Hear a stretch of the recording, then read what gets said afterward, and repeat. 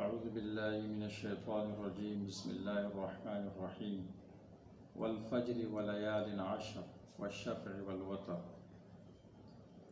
سورۃ الفجر مکی صورت ہے، سورۃ لیل کے بعد نازل ہوئی ہے، نزول کے اعتبار سے 10 نمبر صورت ہے۔ یہ ایک نام سے موسوم ہے الفجر، اس لیے کہ اللہ تعالیٰ نے سورت کی شروع میں فجر پر قسم کھائی ہے۔ اس صورت کا پہلی صورت کے ساتھ ربط نمبر 1، پہلی صورت میں عذاب کے ذریعے تخویف بیان کی گئی۔ اب اس صورت میں اعمال صالحہ اور تضرع کی ترغیب دی جاتی ہے، ایسے اوقات میں جس میں دعائیں قبول ہوتی ہے، تو نجات کے لیے اللہ تبارک و تعالی حکم دیتے ہیں کہ اعمال صالحہ کرو اور ان اوقات میں اللہ کی طرف گڑ گڑاؤ تاکہ تمہیں نجات ملے۔ نمبر 2، پہلی صورت میں تخویف اخروی کا بیان تھا، بس اس صورت میں تخویف دنیوی کا بیان ہے۔ نمبر 3، پہلی صورت میں زجر تھا کہ لوگ اللہ کے مخلوقات میں غور و فکر نہیں کرتے، یہاں زجر ہے برے اخلاق پر، بد اخلاقی پر۔ صورت کا بنیادی مضمون ترغیب ہے کہ قبولیت کے اوقات میں اللہ کی طرف گڑ گڑاؤ، یہ تم سے فوت نہیں ہونی چاہیے۔ فجر اور 10 راتیں، ولیال عشر اور الشفع والوتر، آیت نمبر 5 میں، اور اجتناب کرنے کا حکم ہے اسباب مرض سے اور مرض سے، آیت نمبر 11، 12، 16۔ سورت کی امتیازات۔ سورت میں قبولیت کے اوقات کا ذکر ہے، 5 اوقات ہے، اس میں اللہ کی طرف گڑ گڑاؤ اور تضرع کرو، 5 اوقات ذکر کیے گئے۔ نمبر 2، اس میں مرض کا ذکر ہے، آیت نمبر 11، 12، 16 میں۔ سبب مرض کا ذکر ہے، آیت نمبر 17، 18، 19، 20 میں۔ علاج مرض کا ذکر ہے، آیت نمبر 21 میں۔ نمبر 3، اس میں اس بات کا بیان ہے کہ اہل دنیا کے ہاں عزت کا دار و مدار وہ مال کی کثرت ہے، ان کے ہاں معزز آدمی وہ ہوتا ہے اس کے پاس مال و دولت زیادہ ہوتا ہے۔ سورت کی فوائد و لطائف کا بیان۔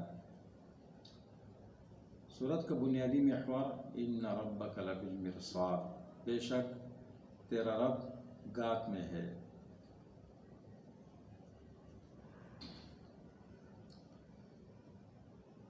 سورت کے موضوعات۔ نمبر 1، سابقہ مکذبین کے کچھ نمونے پیش کیے گئے، ان کا انجام پیش کیا گیا، آیت نمبر 6 سے لے کر 14 تک۔ نمبر 2، انسان کی حالت بیان کی گئی ہے جب اس کے پاس مالی وسعت ہوتی ہے اور جب وہ تنگ دست ہوتا ہے، دونوں صورتوں میں اس کی حالت ذکر کی گئی، آیت نمبر 15 سے لے کر 16 تک۔ تیسرا موضوع، انسان مال کے ساتھ بہت سخت محبت رکھتا ہے، یہی محبت اس کو مال کے صدقہ کرنے سے اس کو روکتا ہے، آیت نمبر 17 سے لے کر 20 تک۔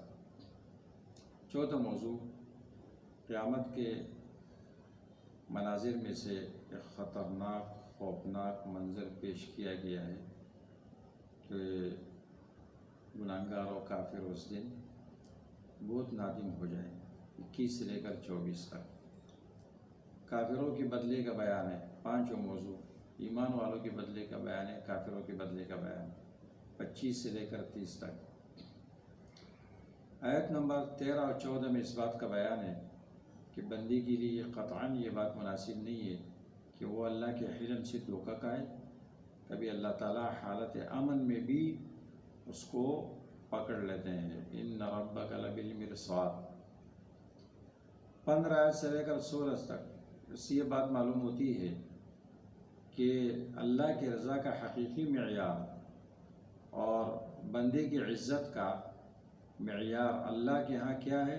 اس کو طاعت کی توفیق دینا، دنیا کی مال و دولت اور رزق نہیں ہے۔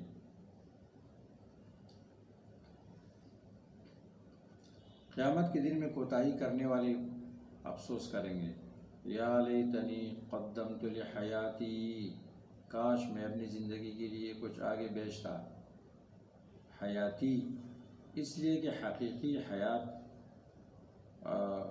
وہ ہوتی ہے جس کے بعد موت نہ ہو، اور وہ دار آخرت کی زندگی ہے۔ فَأَكْثَرُ فِيهَا الْفَسَادَ، آیت نمبر 12۔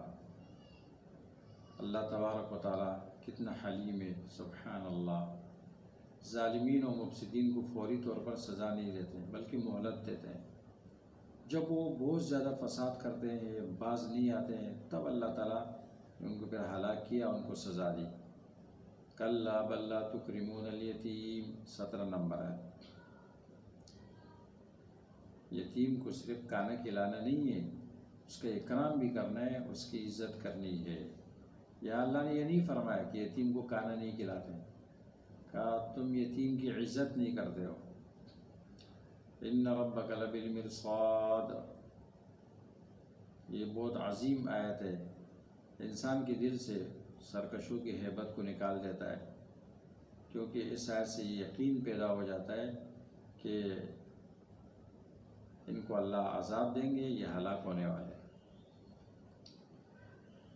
سورت میں اللہ تبارک و تعالیٰ نے پہلے فجر کو ذکر کیا، والفجر، اس کے بعد پھر ظالمین سرکشوں کو ذکر کیا، اشارے اس بات کی طرف کہ ظلم کتنا زیادہ کیوں نہ ہو اور اندھیرا کیوں نہ ہو، لیکن وہاں پر خلاصی کا راستہ بھی اللہ تبارک و تعالیٰ نے بنایا ہے، اور ایک فجر طلوع ہوگا تو اس میں ظالمین ہلاک ہو جائیں گے۔ اس ظلم، اس اندھیرے کے بعد طلوع فجر ہوگا، لہذا آپ مطمئن رہیں۔